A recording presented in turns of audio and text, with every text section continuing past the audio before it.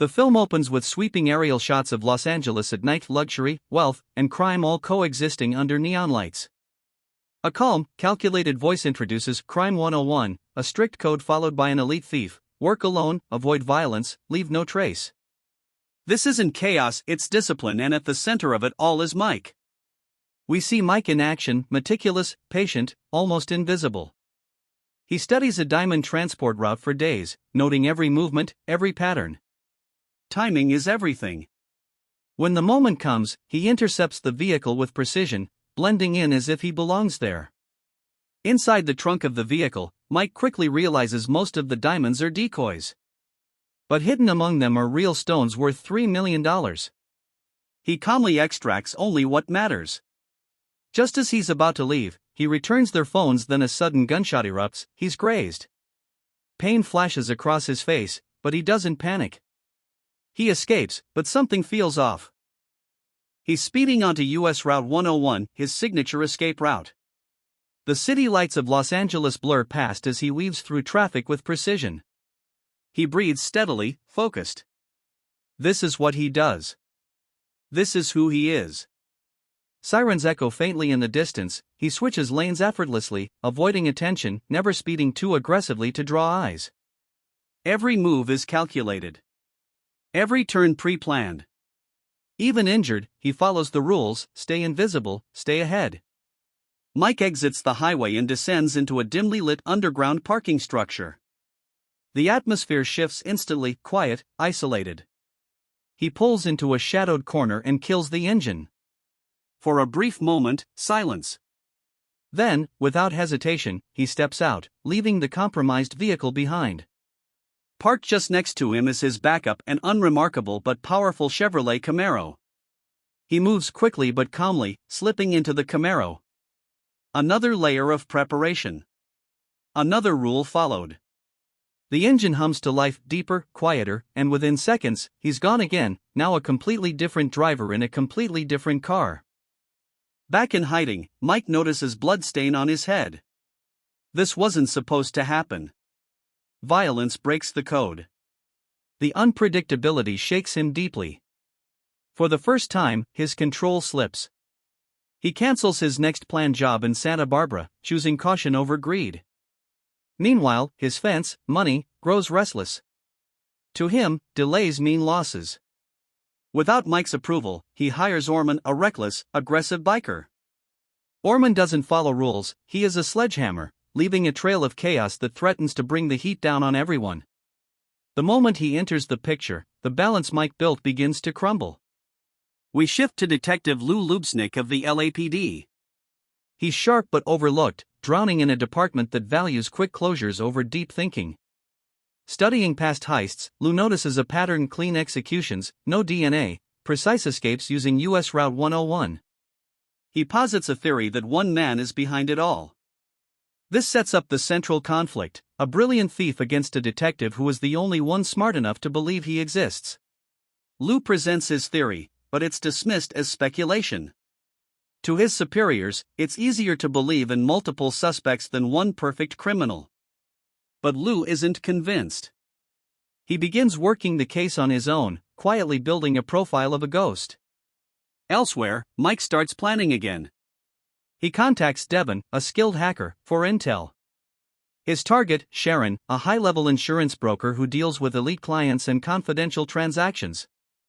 Mike sees opportunity not just in money, but in access. We meet Sharon at her workplace, brilliant, composed, but undervalued. When a colleague swoops in and closes a major deal with millionaire Stephen Monroe, Sharon's frustration boils beneath the surface. She's tired of being overlooked. Back in Santa Barbara, Orman executes the robbery Mike abandoned. But unlike Mike, he uses intimidation and violence. The scene is messy, loud, and chaotic. Witnesses are left behind. The clean pattern is broken, and the police take notice. When Mike learns what happened, he's furious. Orman's recklessness threatens everything. He immediately cuts ties with money, realizing his operation has been compromised, but the damage is already done. In a rare moment of normal life, Mike meets Maya after she accidentally rear-ends his car. What starts as irritation turns into conversation. Maya is warm, curious, and unguarded, the complete opposite of Mike's world. Their connection deepens quickly. For the first time, Mike lets his guard down, just slightly. But even in moments of laughter, there's distance. He knows this life doesn't allow attachments. The tension rises as Mike realizes he's being followed. Orman is tracking him, determined to intercept his next job. He captures Devon and forces information out of him. Mike approaches Sharon directly, offering her a role in his plan. She refuses, unwilling to risk everything, but the seed is planted. At the same time, Lou discovers a crucial clue: a car linked to the heist has been found. After thorough scrutiny, the forensics find a trace of blood in it. The blood stain leads to a match, Mike's past identity, James, tied to a juvenile record. Lou finally has something real.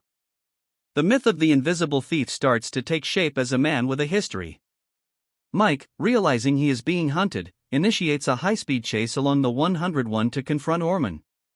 The confrontation is verbal but lethal. Mike warns the biker. He realizes money has betrayed him, and the stakes for the upcoming Monroe heist just doubled. Lou's personal life begins to fall apart. His marriage collapses under the weight of his obsession. In an attempt to find peace, or perhaps subconsciously following a lead, he joins a yoga class where he encounters Sharon. Their connection is subtle, but significant. After being denied a promotion yet again, Sharon snaps. She agrees to Mike's plan, demanding a $3 million share. She reveals Monroe's secret, a $5.5 million diamond deal tied to his wedding at the Beverly Wilshire Hotel. Lou's integrity gets him into trouble at the precinct. He is suspended after refusing to participate in the cover-up of a controversial police shooting.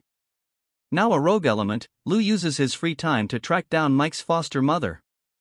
These scenes provide the emotional backbone of the film, as Lou realizes that James, who is now Mike, wasn't born a criminal, but was forged by a system that failed him, much like the LAPD is failing Lou. The danger reaches Sharon's doorstep. Orman viciously interrogates her, trying to find the date of the Monroe job. Terrified, Sharon turns to the only good man she knows, Lou. She confesses her involvement in Mike's plan and quits her job in a cathartic blaze of glory. Meanwhile, Maya ends her relationship with Mike, sensing his secretive nature and his impending departure from the city. Mike is left truly alone for his final act. The day of the Beverly Wilshire heist arrives. The diamonds are being delivered via a high-security courier. Mike successfully intercepts the security detail and takes the place of a guard. However, in a brilliant narrative twist, Lou has anticipated Mike's move. Lou has intercepted the actual courier and is now posing as the man carrying the briefcase. The thief and the detective are now in the same car, heading toward the same target, neither fully aware of the other's identity. Mike and Lou, as the courier, enter the lavish wedding suite of Stephen Monroe and his fiancée, Adrienne. The tension is thick as the $5.5 million in cash is revealed. Mike pulls his weapon, dropping his guard persona to seize the money. Before he can exit, Lou draws a concealed weapon from the diamond briefcase, identifying himself as a police officer.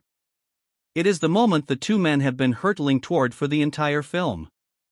Orman, disguised as hotel staff, enters the fray. He doesn't want the law, he just wants the cash and diamonds. Chaos erupts in the suite.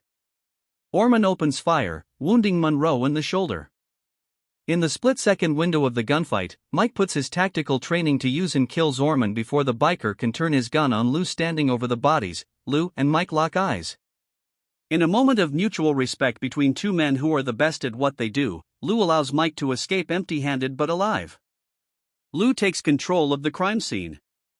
Using his knowledge of Monroe's financial crimes, he blackmails the billionaire and Adrienne into backing his version of events, that Orman was the sole mastermind behind the string of robberies. Lou then pulls a final bait-and switch, swapping the real diamonds from the briefcase with the decoy gems he had borrowed from the police evidence locker earlier in the film. In the aftermath, Lou delivers the real diamonds to Sharon, giving her the means to start a completely new life. He returns home to find a final gift from Mike, the keys to a vintage 1968 Chevy Camaro, Mike's most prized possession. The film ends on a note of bittersweet hope as Mike, now somewhere far away, sends Maya a photo of himself as a child, reaching out for the one thing he's never had: a second chance.